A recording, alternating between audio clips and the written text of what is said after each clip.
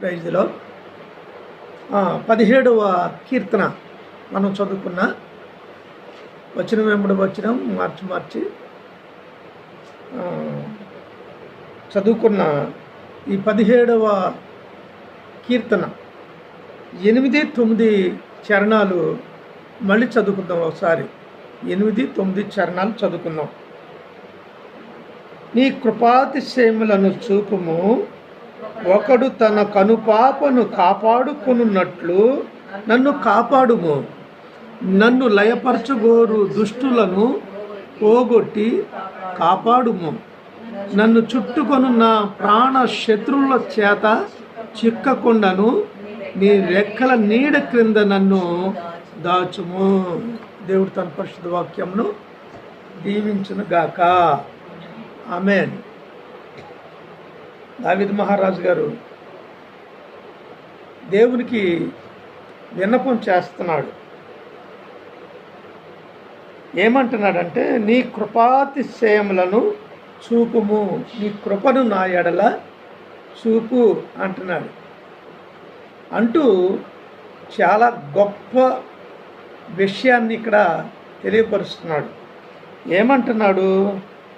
ఒకడు తన కనుపాపను కాపాడుకొనున్నట్లు నన్ను కాపాడుము. ఒకడు తన కనుపాపను కాపాడుకొనున్నట్లు నన్ను కాపాడుము. ఒకడు కనుపాపను కాపాడుకున్నట్లు. కనుపాప నా చిన్నతనంలో పాండురంగ మహాత్యం ఏదో మొత్తానికి సినిమా వచ్చింది. అప్పుడు అందులో పాట ఉండేది, కనుపాప కరువైన కనులెందుకు అని పాట అన్నమాట. కంటికి కనుపాప చాలా ఇంపార్టెంట్. కనుపాపని ఏమంటారు? ఐరిస్ చాలా ఇంపార్టెంట్. కన్ను ఉన్నప్పుడు కూడా, కనుగుడ్డు ఉన్నప్పుడు కూడా ఆ కనుగుడ్డు కనబడాలి అంటే దానికి ఐరిస్ చాలా ఇంపార్టెంట్. ఆ తర్వాత దాని మీద పలుచటి పొర ఉంటుంది కదా, విజన్ చూపిస్తుంది. కార్న్ అంటారు దాన్ని, కార్నియా. ఇది చాలా ఇంపార్టెంట్. అప్పుడు ఈ సైన్స్ పెద్ద డెవలప్ అవ్వలేదు కనుక దావీదు గారి కాలంలో కనుపాప అనేసారు. ఆయన కంట్లో చాలా భాగాలు ఉంటాయి, కనుపాప అన్నారు. కనుపాప చాలా ఇంపార్టెంట్. ఒక దృశ్యాన్ని చూడాలి అంటే కనుపాప పని చేయకపోతే ఇక వాడికి కను దృష్టి ఉండదు, మొత్తం లోకమంతా చీకటి అయిపోయినట్లే. అందుకనే ఇక్కడ అన్నాడు, ఒకడు తన కనుపాపను కాపాడుకున్నట్లు నన్ను కాపాడుము. మన కనుపాపని ఎవరు కాపాడాలి? మనమే కాపాడాలా? మనమే కాపాడుకోవాలా? మనమే కాపాడుకోవాలి. ఒకటి. రెండోది, కనురెప్పలు కాపాడతాయి. కనుపాపను ఏం కాపాడుతుందిరా? కనురెప్పలు కాపాడతాయి. కనురెప్పలు. అందుకనే కంట్లో ఏదన్నా ఒక నలుసు పడేటప్పుడు, ఎవడైనా గుచ్చుతున్నప్పుడు, ప్రాణ అపాయం కంటికి వస్తుంటున్నప్పుడు ఆ 6th సెన్స్ ఏంటో మరి ముందే కనురెప్పలకు తెలిసిపోద్ది.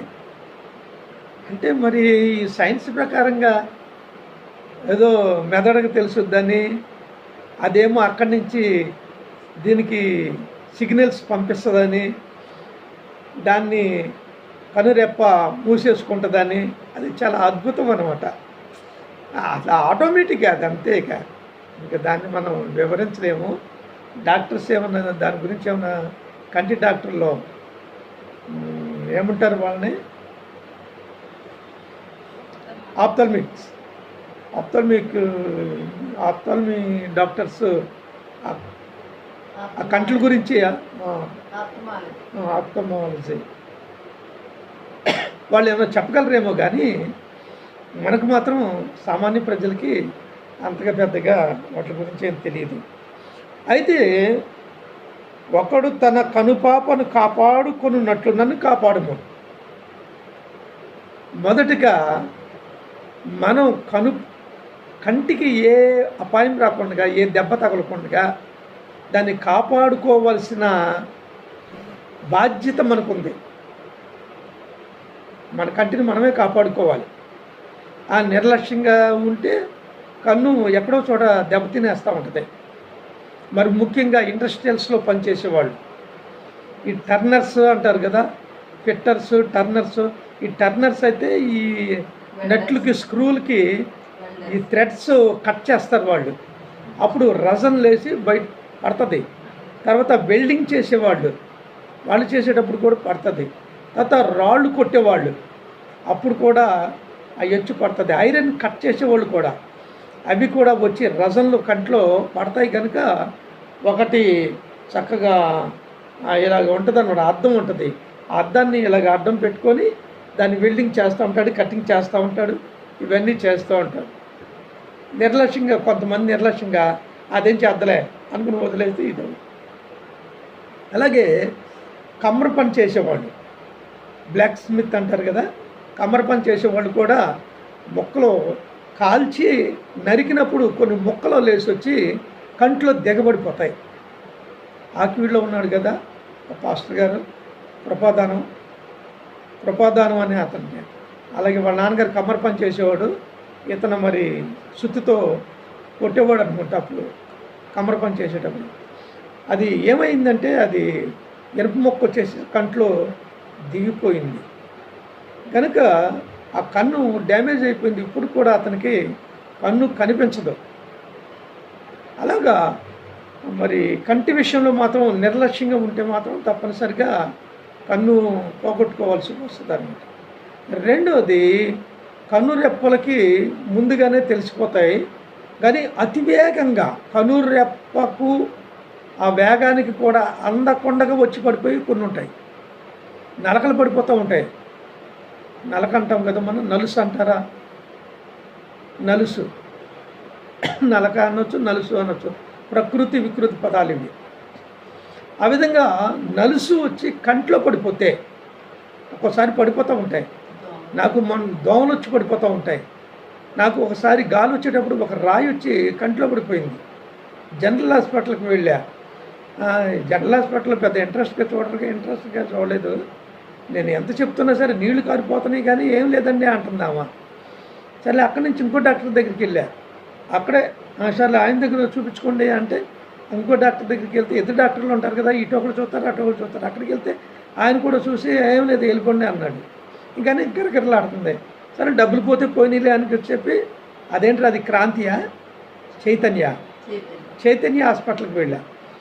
అయితే ఆయన కూడా డాక్టర్ గారు కూడా పరీక్ష చేసి ఏం కనబట్టలేదండి అన్నాడు. లేదండి ఉందండి, గిరగిరలాడిపోతుంది, కన్ను ఫోటో చేస్తుంది అంటే చూసి ఉంది అన్నాడు.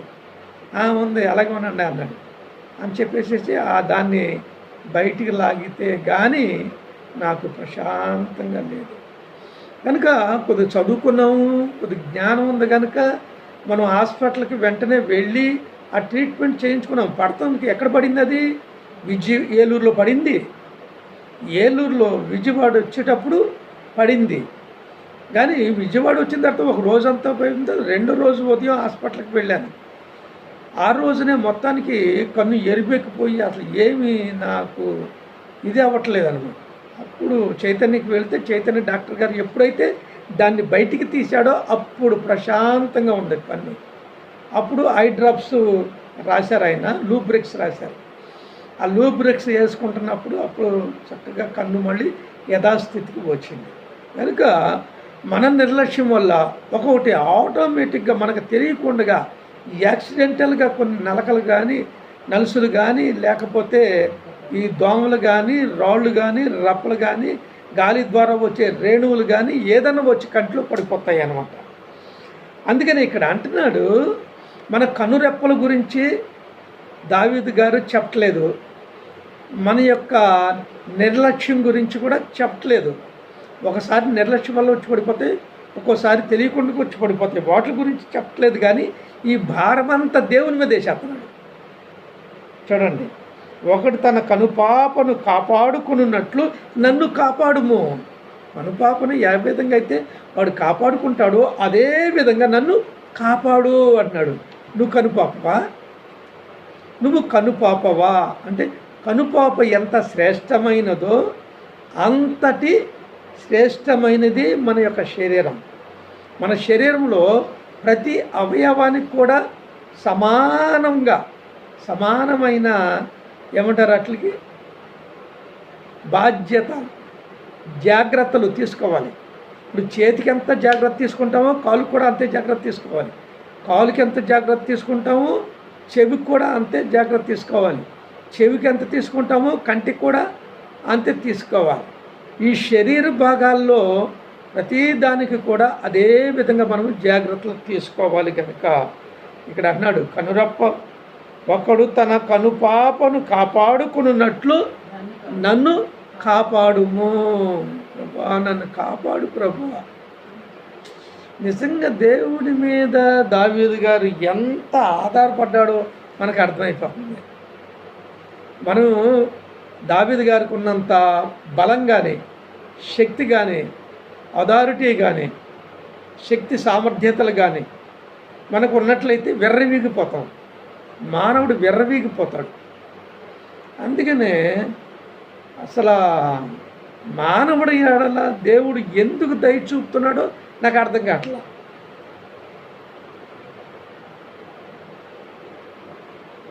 అయితే భక్తుల్ని కాపాడవలసిన బాధ్యత దేవునికి ఉంది. తన భక్తుల్ని కాపాడవలసిన బాధ్యత తనకుంది. అందుకనే దేవుడిని మనం ప్రతిష్ఠించుకున్నాం. కొంతమంది ఏమంటారు, దేవుడు ఉన్నాడో లేదో తెలియదు అంటాడు. వాడు కూడా దేవుడి మీద ఆధారపడిపోవాలి. ఒక్కో సమయంలో దేవుడు సురక్షితంగా మనం చూస్తేనే మనం క్షేమంగా ఉంటాం. దేవుడు సురక్షితంగా మనం చూడకపోతే, మన నిర్లక్ష్యం పెడితే, మనం వదిలేస్తే మనం ఏమైపోతామో మనకే తెలియదు.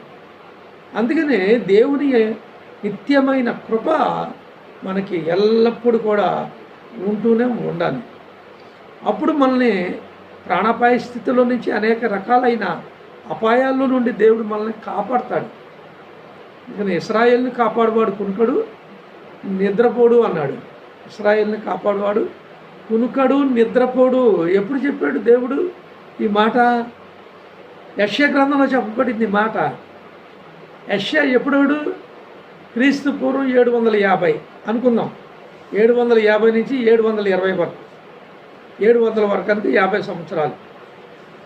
మీకా ఆయన ఇద్దరు కూడా ఒకే పీరియడ్లో ఆయన ప్రవక్తలుగా ఉన్నారు. కానీ మీకా ముందోడు ఈయనకంటే కూడా, యెషయా గారి కంటే కూడా. అయితే యెషయా గారు అన్నాడు, ఇశ్రాయేల్ని కాపాడువాడు కునుకడు నిద్రపోడు అన్నాడు. అప్పటికే ఇశ్రాయేలులో అనేకమైన శ్రమలు, బాధలు, కష్టాలు, ఇబ్బందులు పడుతూ చెరలోకి వెళ్ళిపోయి వచ్చేసారు. అప్పటికే చెరలోకి వెళ్ళిపోయి వచ్చేసారు. ఇంకా అష్షూరు చెరకి వెళ్ళలేదు, కానీ ఈజిప్ట్ చెర నుంచి వచ్చేసారు. అప్పటికే చుట్టూ శత్రు సైన్యాలు, పెద్ద పెద్ద రాజ్యాలు. ఏమన్నా చిన్న రాజ్యాలా? పెద్ద పెద్ద రాజ్యాలు. ఇదంతా ఆఫ్టర్ ఆల్ అనమాట. ఇది చిన్నది. ఇది అసలు ప్రపంచ పటాన్ని చూస్తే ఇశ్రాయేల్ ఎక్కడ ఉందో మనం భూతద్దంతో ఎతికితేనే కానీ అది మనకు కనబడదు.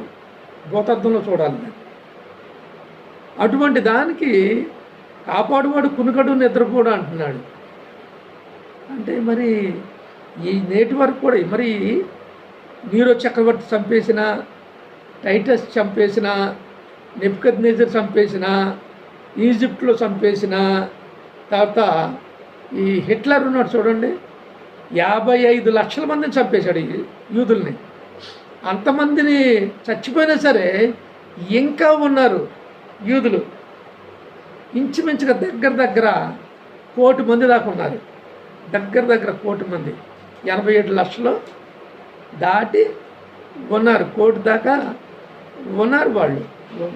ఆ దేశం చుట్టూ శత్రువులు ఉన్నారు. మొన్ననే పాలస్తీనాకి, ఇజ్రాయిల్కి వారులాగా కొంతకాలం ఒక 12 రోజులు 11 రోజులు బాంబులు విసురుకున్నారు. ఒకరి మీద ఒకరు బాంబులు విసురుకున్నారు. ఐరన్ డోమ్ ఉందన్నారు. నేను నమ్మేది ఏంటంటే ఐరన్ డోమ్ కాదు, కానీ దేవుని యొక్క కృప వారికి ఎల్లప్పుడూ ఉంటుంది. అయితే బాంబులు వేసి పాలస్తీనా వాళ్ళు ఎవరో ఇరాన్ వాళ్ళు ఎవరో, ఇరాన్ బద్ధశత్రువు ఎవరు అంటూ వాళ్ళిద్దరు సొంత అన్నదమ్ములే, ఒకే తండ్రికి పుట్టారు.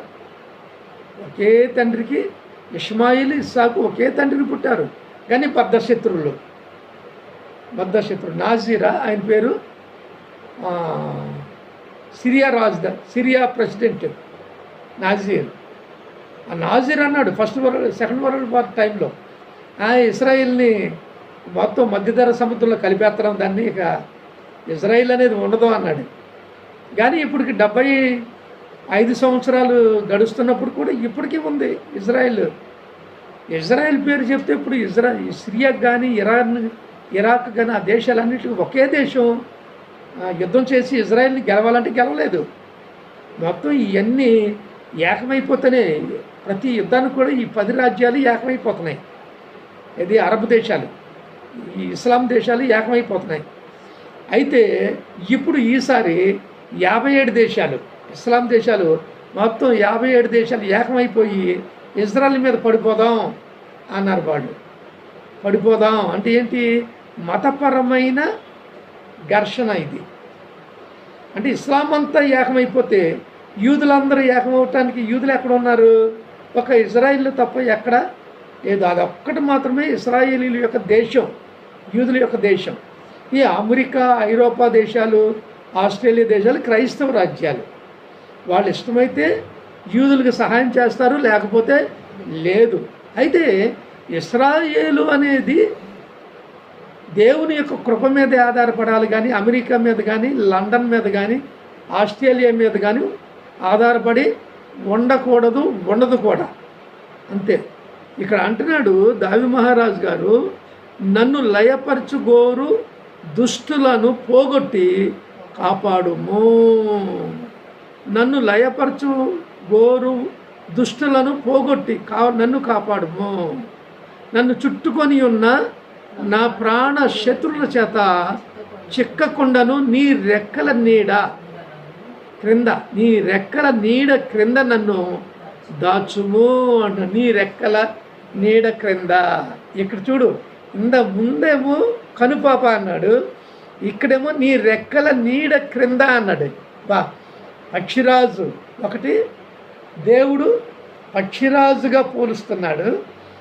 మన కోడిని కూడా మన నిత్య జీవితంలో నిరంతరం మనం చూసేది కోడి పిల్లలు, వీటిని మనం చూస్తాం. అది చాలా అద్భుతంగా తల్లి తన పిల్లల్ని గ్రద్దల నుండి, కాకుల నుండి రక్షించుకుంటూ ఉంటుంది. అపాయం వస్తున్నప్పుడు అని పిలుస్తుంది. పిలిచి రెక్కలు సాపగానే రెక్కల కిందకి వెళ్ళిపోతాయి ఇవన్నీ కలిసి. అయితే ఈ కోడిని గద్ద తల్లి తన్నుకెళ్ళలేదా? పెద్ద కోడి ఉంది కదా, కోడి తన్నుకొని వెళ్ళలేదా? తనికెళ్ళలేదా? ఏమండి, 20 కేజీల బరువైన గొర్రెలను, మేకల్ని, కొండ గొర్రెల్ని, మేకల్ని తనికెళ్ళిపోద్ది అవలేలుగా. నక్కల్ని, తోడేళ్ళని, 20 కేజీల బరువైన దాన్ని అవలేలుగా తనికెళ్ళిపోద్ది గ్రద్ద. అటువంటప్పుడు ఈ కోడి పెద్ద లెక్క, దానికి కేజీ ఉంటుంది, మహా ఉంటే కోడి 2 కేజీలు బరువు ఉంటుంది. ఈ 2 కేజీలు బరువైన ఈ కోడిని తనికెళ్ళలేదా? దాని పిల్లల్ని అది రక్షించుకోగలదు అసలు అంటే? తన్నలేదు. ఎందుకంటే కోడి ఏం చేద్దంటే రెక్కలో చాపేసేసి బలంగా భూమిని పట్టేద్ది, గట్టిగా పట్టేసుకుంటుంది. తన ముక్కుతో పైన చూస్తూ ఉంటుంది అది రాకుండా. మొన్న వీడియోలో ఒక దృశ్యం చూశాను నేను. కోడి, 2 కోళ్ళు, ఒక కోడి పెట్ట, ఒక కోడి పుంజు మేస్తూ ఉంటే గద్ద వచ్చేసింది. పెద్ద గద్ద, అడవి గద్ద అనమాట, ఈగలు. రెక్కలు సాధితేనే 20 అడుగుల ఎడల్పు వచ్చేసింది దానికి. మనుషుల్నే తన్నికెళ్ళిపోవటానికి ప్లాన్ చేసింది అది కోడి మీదకి వచ్చేసరికి కోడి వీరోచితంగా పోరాడింది. దాంతో దెబ్బలాడుతుంది, దాని మీద, ఈగల మీద, గద్ద మీద దెబ్బలాడుతుంది. అంత పోరాటం చేసింది. ఆఖరికి గద్ద తోక ముడుచుకొని వెనక్కి వెళ్ళిపోయింది. ఈ విధమైన ఆ, పోరాటాన్ని ఈ లోకంలో మనం చూస్తూ ఉంటాం. అయితే ఒక గ్రద్ద మీద దెబ్బలాడటానికి కోడికే అంత పెద్ద శక్తి ఉంటే, ఇంకోసారి పిల్లల కోడి కూడా ఒకసారి గద్ద మీద దెబ్బలాడింది. అద్భుతమైన పోరాటాలు అనమాట అవి. అవే అంత అద్భుతంగా పోరాడితే మనం బలహీనమే, మనం చేతకాని వారమే, మనకేమీ చేత కాదు. అయినప్పుడు కూడా దేవుడు మన పక్షంలో ఉండి, మనకు తోడుగా ఉండి దేవుడు మనల్ని కాపాడుతూ ఉంటాడు. ఆయన రెక్కల నీడ మనకి ఆశ్రయాన్ని ఇస్తాడు, దాచి ఉంచుతాడు. ఏ అపాయం కూడా మనకు రాకుండా మనల్ని సురక్షితంగా ఆయన కాచగలిగిన సమర్థుడు దేవదేవుడు. కనుక నన్ను లయపరచుకోరు, దుష్టులను పోగొట్టి కాపాడుము, నన్ను చుట్టుకొను నా ప్రాణ శత్రువుల చేత చిక్కకుండాను నీ రెక్కల క్రింద నీడ క్రింద నన్ను దాచుము అంటున్నాడు. అందుకని ఇది ప్రార్థన. దాచుము అన్నప్పుడు ఇది ప్రార్థన. అమ్మా ఏంటది? నన్ను కాపాడుము, నన్ను దాచుము, ఇది ప్రార్థన. అందుకనే ప్రతి దేవుని ఎరిగిన ప్రతి ఒక్కడు కూడా దేవునికి ప్రార్థన చేయాలి. ప్రభా నువ్వు కాపాడు, నువ్వు కాయి, నువ్వు నన్ను దాచుము, కాపాడుము, దాచుము అనాలి. అందుకని యోబు గ్రంథంలో ఒక మాట చెప్తాడు యోబు గారు. మానవుని యొక్క జీవితం అంటే ఈ లోకము యుద్ధ రంగము వంటిది కాదా అంటాడు. నరుని యొక్క జీవితం ఎటువంటిదంటే, నరుడు ఎక్కడున్నాడు అంటే యుద్ధ రంగంలో ఉన్నాడు అంటాడు. అందుకని ఈ ప్రపంచం అంతా ఒక యుద్ధ రంగం, పోరాటం. అందుకనే నేను చదువుకునే రోజుల్లో చిన్నతనంలో మార్షల్ ఆర్ట్స్ ప్రాక్టీస్ చేశా, రెజ్లింగ్ ప్రాక్టీస్ చేశా, బాడీ బిల్డింగ్ రెజ్లింగ్లో ఉన్న, బాడీ బిల్డింగ్లో ఉన్న, తర్వాత వెయిట్ లిఫ్టింగ్ చేశాను. తర్వాత ఆఖరికి మార్షల్ ఆర్ట్స్లోకి వెళ్ళిపోయాను, బాక్సింగ్లోకి వెళ్ళాను. బాక్సింగ్ వదిలేసి మార్షల్ ఆర్ట్స్లోకి వెళ్ళిపోయాను. అలాగా చాలా సంవత్సరాలు లెక్కేసుకోండి. 67 నుంచి 1967 నుండి 86 వరకు కూడా నేను ఎక్సర్సైజ్ చేస్తూనే ఉన్నాను. ఎన్ని సంవత్సరాలమ్మా? 67 నుంచి 86 వరకు 20 సంవత్సరాల 20 సంవత్సరాలు సుదీర్ఘమైన, గంటకి 8 గంటలు 9 గంటలు ప్రాక్టీస్. ఇంటర్నేషనల్స్ ఫైటర్స్ ఎంతసేపు ప్రాక్టీస్ చేస్తారో అంతసేపు కూడా ప్రాక్టీస్ చేసేవాడిని. అదేవిధంగా ఇంటర్నేషనల్స్ కూడా నేను ఫైట్ చేయటం అనేది జరిగిందన్నమాట. అయినప్పుడు కూడా అవి నన్ను రక్షించలేవు, కానీ దేవుడు మాత్రం నన్ను రక్షిస్తాడు, నన్ను కాపాడతాడు. అన్నిటికంటే ప్రాముఖ్యంగా ఇప్పుడు ఇది సంచరిస్తూ ఉంది కదా, ఏంటది? Virus, corona virus, Covid. Second wave, third wave ఉంది, ఫోర్త్ వేవ్ ఉంది, ఫిఫ్త్ వేవ్ కూడా ఉంది. కనుక జాగ్రత్తగా ఉండండి అన్నాడు. ఇంకేంటంటే black fungus, white fungus, yellow fungus అన్నాడు. రకరకాల ఫంగస్లు వస్తున్నాయి. బ్రౌన్ ఫంగస్ కూడా రావచ్చు, అదే గ్రీన్ ఫంగస్ కూడా రావచ్చు. ఏ ఫంగస్ వచ్చినా సరే అన్నిటి నుండి కాపాడేవాడు దేవుడు. అందుకనే దేవుని మీద మనం ఆధారపడాలి. ఆయన మీద, ఆయన్ని మన సంరక్షకుడిగా, పోషకుడిగా, మన గార్డ్గా నియమించుకుంటే ఏ అపాయాలు సంభవిస్తాయి, తరుగుతూ ఉంటాయి మనల్ని, కానీ వాటికి చిక్కకుండా దేవుడు మనల్ని కాపాడుతాడు. కనుక ఆ విధంగా దేవునికి ప్రార్థన చేస్తూ దేవుని యందు భయభక్తులు కలిగి మనం జీవించటానికి ప్రభు మనకు సహాయము చేయునుగాక. ఆమేన్. ఆరాధించుకుందాం. ప్రార్థన చేస్తారా, ఆరాధిస్తారా? మీ ఇష్టం. ప్రార్థించినా సరే, ఆరాధించినా సరే. ఎవరైనా ఆరాధించండి, ఎవరైనా ప్రార్థించండి. మీకు ఎలా అనుకూలంగా ఉంటే అలా మీరు చేయండి. Praise the lord.